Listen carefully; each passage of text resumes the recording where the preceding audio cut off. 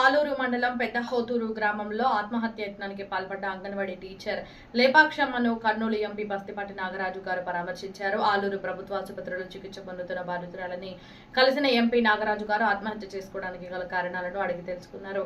ఈ సందర్భంగా గ్రామానికి చెందిన వీరేష్ అనే వ్యక్తి అసభ్య పదజాలంతో దూషించి అవమానపరచడంతోనే ఆత్మహత్యకు యత్నించినట్లు లేపాక్షమ్మ ఎంపీ గారికి తెలుపగా వీరేష్ పై చట్టపరంగా కఠిన చర్యలు తీసుకుంటామని బాధితురాలికి తెలిపారు. అనంతరం ఎస్ఐ విజయ్ గారితో మాట్లాడిన ఎంపీ గారు ఘటనపై ఏ సెక్షన్ల కింద కేసు నమోదు చేశారు, ఇప్పటి వరకు ఎలాంటి చర్యలు తీసుకున్నారని ఆరా తీసి నిందితుడిపై కఠిన చర్యలు తీసుకోవాలని ఆదేశించారు. గ్రామంలో అంగన్వాడీ టీచర్ గా పనిచేస్తున్నటువంటి లేపాక్షమ్మ అనే ఆమెను ఆ గ్రామంలోని నివసించేటువంటి వీరేష్ అనే వ్యక్తి లేపాక్షమ్మ అనే కుర్వ సామాజిక వర్గం చెందినటువంటి లేపాక్షమ్మ అనే అమ్మాయిని వీరేష్ అనే ఎస్సీ సామాజిక వర్గం చెందినటువంటి వ్యక్తి అన్పార్లమెంటరీ లాంగ్వేజ్ తో నానా దుర్భాషలాడుతూ గత 3 నెలల నుంచి నిన్నటి రోజు జరిగిన సంఘటన కూడా కాదు, గత 3 నెలల నుంచి విపరీతంగా ఆ అమ్మాయిని ఆమెను సతాయిస్తూ టార్చర్ చేస్తూ ఆ అంగన్వాడీ సెంటర్ చుట్టూ తిరుగుకుంటూ చేస్తూ నిన్నటి రోజున పూర్తి వాని యొక్క పిచ్చి ప్రలోభనలు ఎక్కువైపోయి 10 మందిలో ఆమెను నానా దుర్భాషలాడితే మనస్తాపానికి గురై నిన్న మందు మాత్రలు ఈ అఘాయిత్యానికి నిద్ర మాత్రలు వేసుకుని అఘాయిత్యానికి పాల్పడింది. చాలా చాలా బాధాకరం.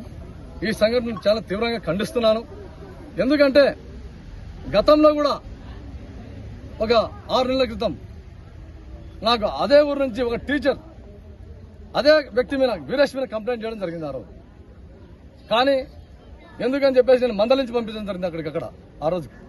కానీ వాని యొక్క విపరీత పొగడలు ఈ రోజు చూస్తుంటే ఒక మనిషి అఘాయిత్యానికి పాల్పడి చనిపోయేదాకా వచ్చింది ఈ రోజు.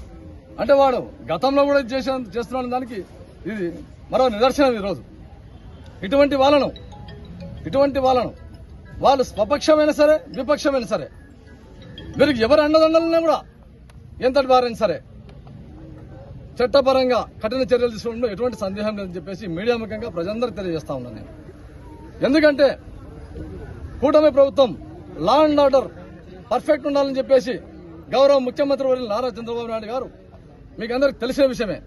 గత ప్రభుత్వంలో ఈ అరాచకాలు భరించలేకనే ప్రభుత్వంని 94% మ్యాండేటరీతో ప్రజలు ఏకపక్షంగా 164 సీట్లు మాకెందుకు కట్టబెట్టారు? లా అండ్ ఆర్డర్ బాగుండాలని కట్టబెట్టారు. మరి మా ప్రభుత్వంలో ఇటువంటి వాటిని మేము ఎట్టి పరిస్థితుల్లో కూడా ఉపేక్షించామని చెప్పి తెలియజేస్తా ఉన్నాం. కావున నేను చెప్పేదేమంటే ఈ వీరేష్ అనే వ్యక్తికి ఎవరు వెనకాల అండదండలైనా సరే వారు ఎంతటి వారైనా సరే వారికి శిక్ష పడే వరకు మేము వదిలిపెట్టమని చెప్పేసి ఈ మీడియా ముఖ్యంగా ప్రతి ఒక్కరు తెలియజేస్తా ఉన్నా నేను. రెండో విషయం నేను చెప్పేది, ఎవరైనా సరే ఆలూరు నియోజకవర్గంలో మీరు బాగా ఆలోచించాలి సోదరులారా. లా అండ్ ఆర్డర్ ని ఎవరి చేతిలోకి తీసుకుంటే కూడా సహించే ప్రసక్తే లేదు ఇక్కడ. ఎందుకంటే నేను ఆల్రెడీ నిన్న ఆ సంఘటన జరిగిన తర్వాత సిఐ గారికి అయితేనేమి, డిఎస్పీ గారికి అయితేనేమి, ఎస్పీ గారికి అయితేనేమి చేయడం జరిగింది ఫోన్. అందులో భాగంగా ఇది ఖచ్చితంగా తొందరగా ఎఫ్ఐఆర్ చేయాల్సిందే. ఎందుకంటే ఈ ప్రభుత్వంలో ఎఫ్ఐఆర్ కట్టలేని పరిస్థితికి లేనటువంటి పరిస్థితి రాకూడదు అని చెప్పి నేను చెప్పడం జరిగింది. ఏదో మేము రాజీ చేసి పంపిస్తామంటే నేను పోలీసులకు కూడా హెచ్చరిక జారీ చేస్తున్నా. ఇక్కడి నుంచి ఏదో ఇక్కడ జరిగేటువంటి ఆలూరు తాలూకాలు జరిగేటువంటి సంఘటనలను మీరు అక్కడికక్కడే లా అండ్ ఆర్డర్ ప్రకారం చేయాలని చెప్పేసి నేను ఈ మీడియా ముఖ్యంగా సవినయంగా కోరుకుంటున్నాను. నేను మన ప్రభుత్వంలో ప్రతి ఒక్కరికి సామాన్య న్యాయం జరగాల్సిందే. ఎవరు అన్నట్టు మేమైనా సరే చివరికి ఎవరి ప్రలోభాలకు మీరు గురై వారికి న్యాయం చేయకుండా ఉంటే మాత్రం ఇది తగదని చెప్పేసి నేను ఈ మీడియా ముఖ్యంగా తెలియజేస్తా ఉన్నాను.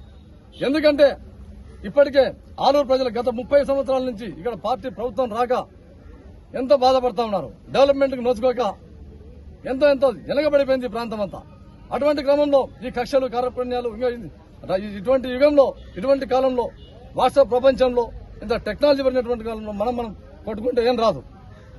నేను చెప్పేది ఎస్సీ, ఎస్టీ, బీసీ సోదరులకంతా ఒకటే, గ్రామాల్లో మీరు ఎవరు ప్రోత్సహించినా కూడా దయచేసి మీరు కక్షలు కార్పణ్యాలకు పోద్దండి ఆయన మీరు. ఎందుకంటే చివరికి మీలేదు మన కేసులు మాత్రమే.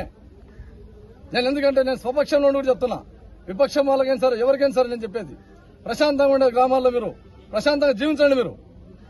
ఎందుకంటే చట్టాన్ని మీ కంట్రోల్లోకి తీసుకొద్దండి. మీకు ఏమైనా సమస్యలు ఉంటే పై అధికారులకు తెలియజేయండి, అంతేగాని ఆ వ్యవస్థలు గాడిపై మేము ఇష్టం వచ్చినట్టు ప్రవర్తిస్తామంటే మాత్రం ఇది తగదని చెప్పేసి తెలియజేస్తా ఉన్నాను. కావున ఆలూరు ప్రజలందరూ ఈ సంఘటనలో మీరు ఇంతటితో మర్చిపోయి ఆయనకు వీరేష్ కు ఏ విధంగా కఠిన శిక్ష పడాలనో అది మేము చట్టపరంగా అన్ని రకాల చర్యలు తీసుకుంటామని చెప్పి తెలియజేస్తూ సెలవు తీసుకుంటాను. నమస్కారం అండి.